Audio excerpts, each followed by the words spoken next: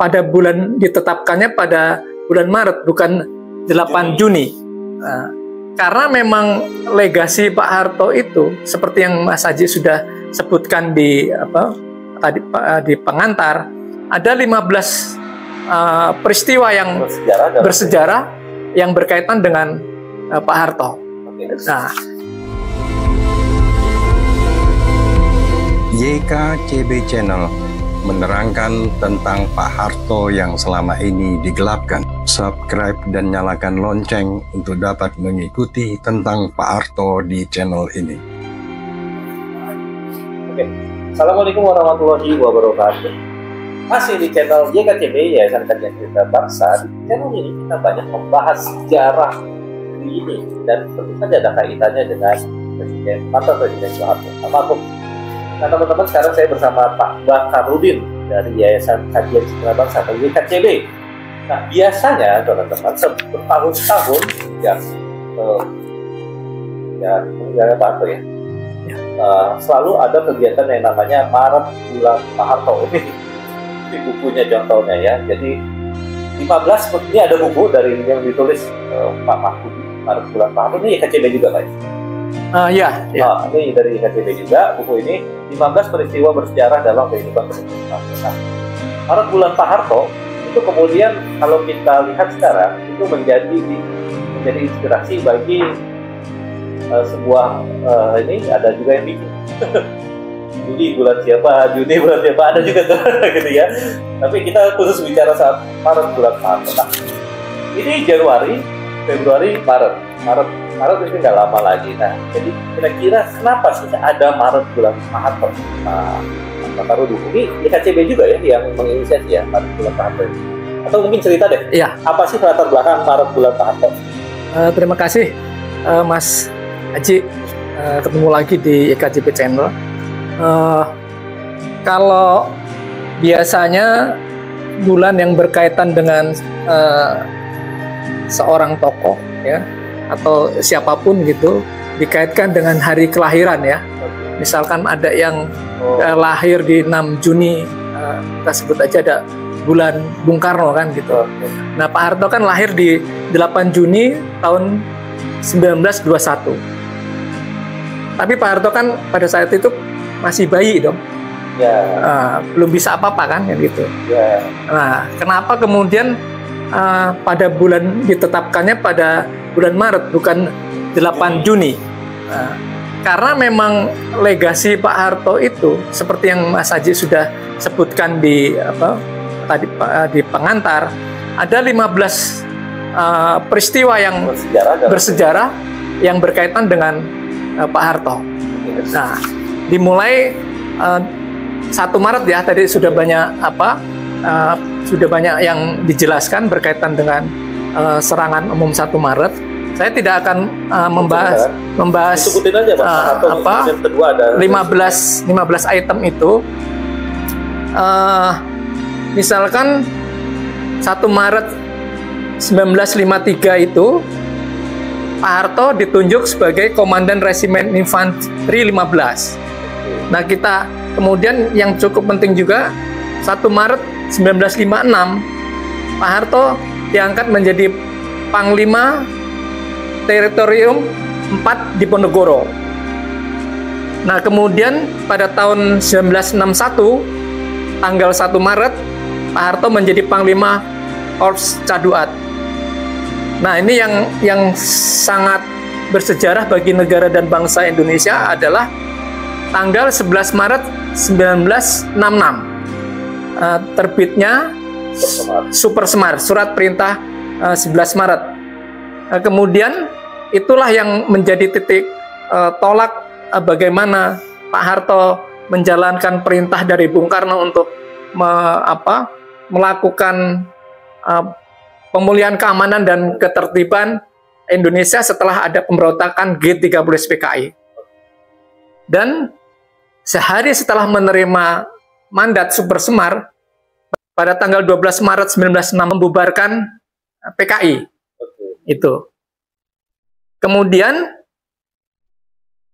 masih ini di bulan Maret juga, ini sangat bersejarah untuk Pak Harto dan juga negara dan bangsa Indonesia.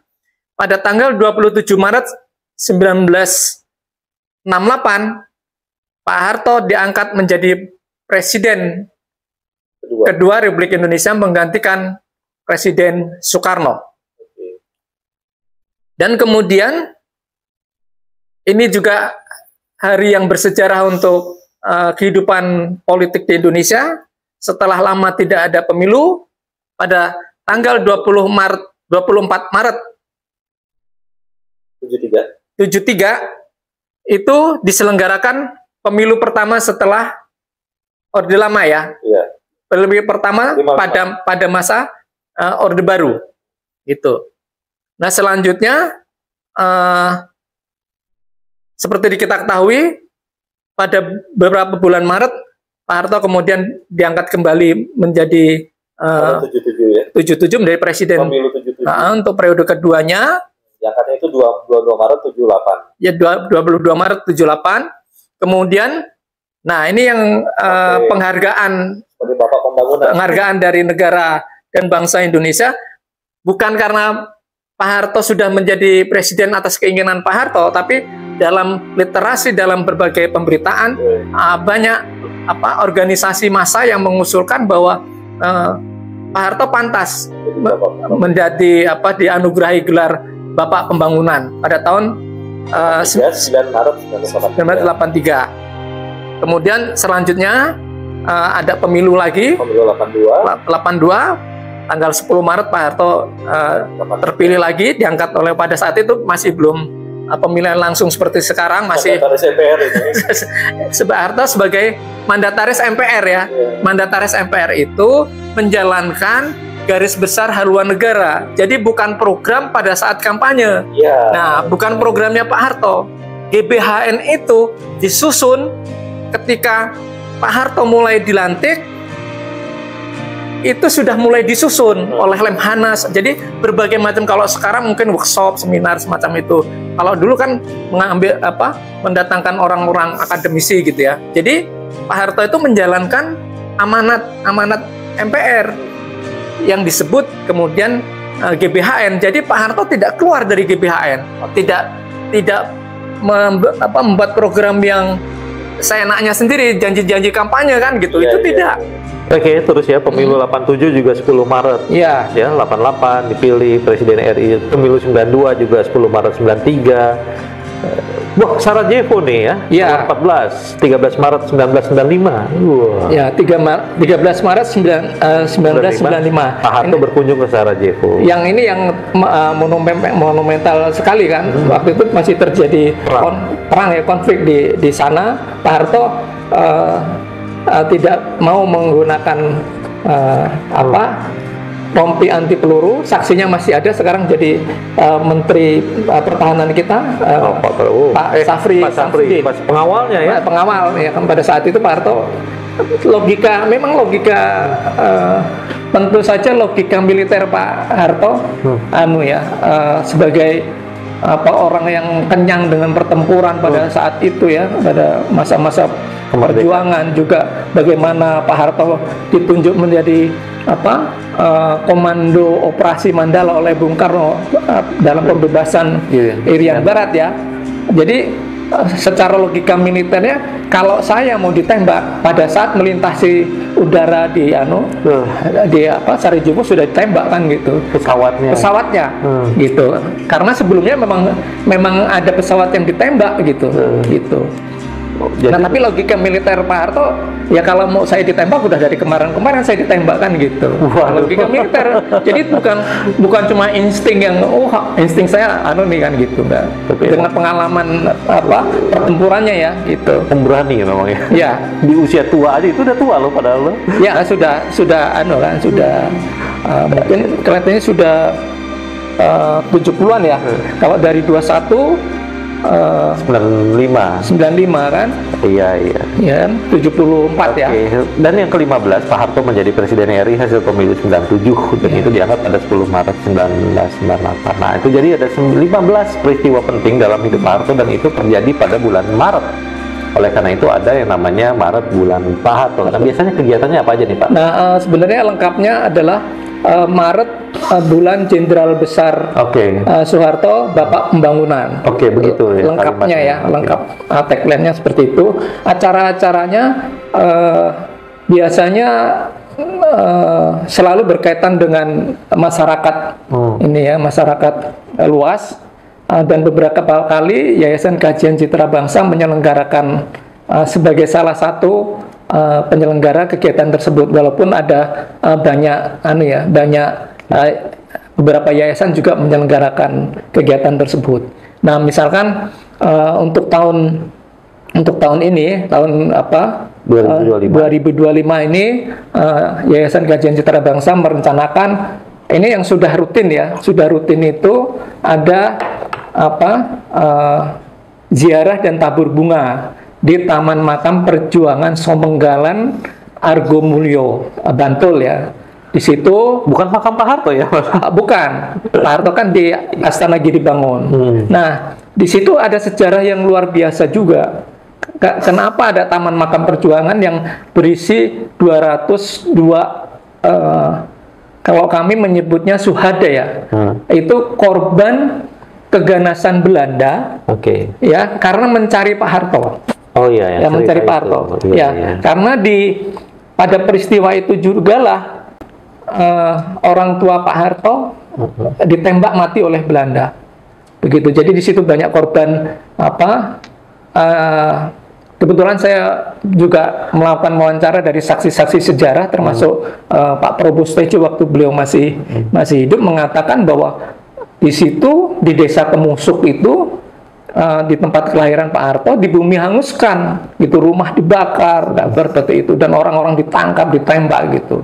Memang tidak hanya dari Kemusuk ya, dari desa-desa sekitarnya. Pak Prabowo Stejo, adik Pak Harto, itu berinisiatif mengumpulkan yang menjadi korban keganasan Belanda itu menjadi satu di Taman Makam Perjuangan itu.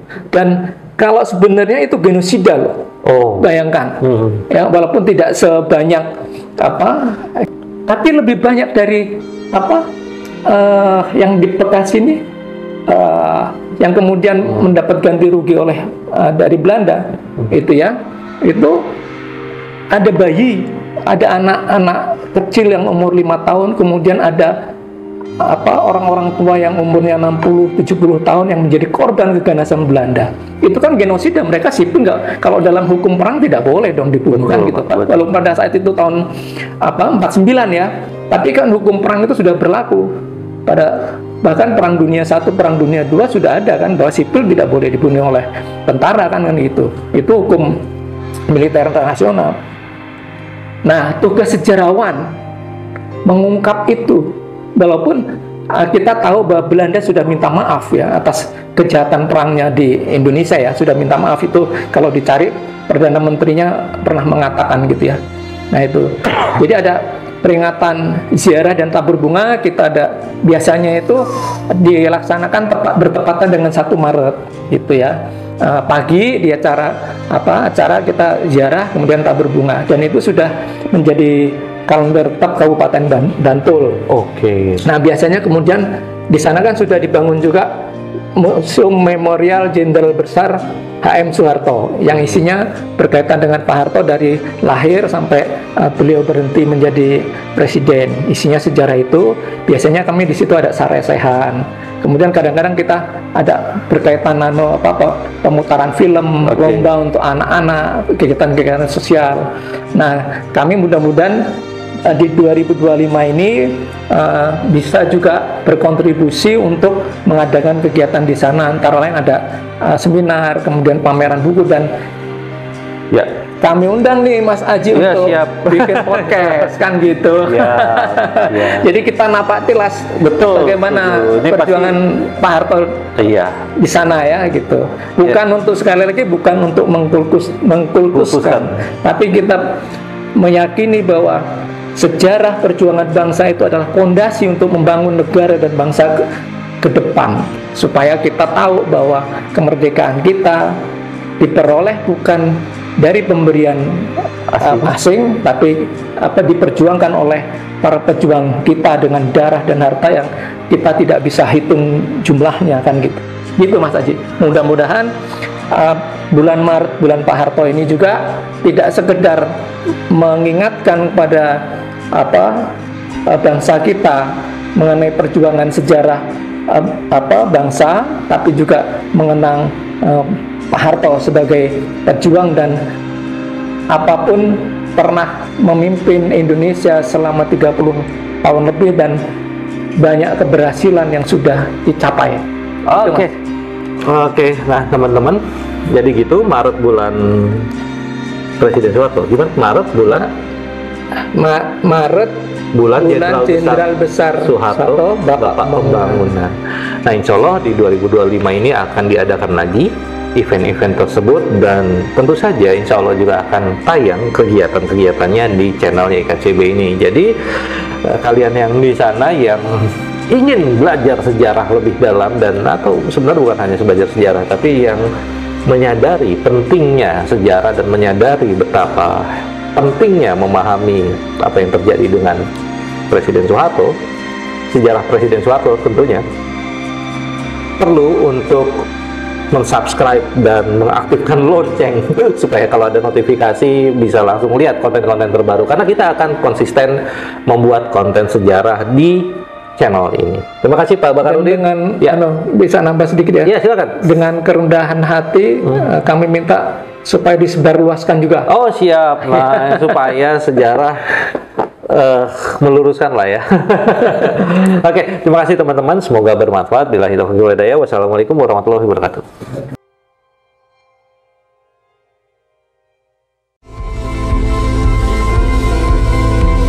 YKCB Channel menerangkan tentang Pak Harto yang selama ini digelapkan. Subscribe dan nyalakan lonceng untuk dapat mengikuti tentang Pak Harto di channel ini.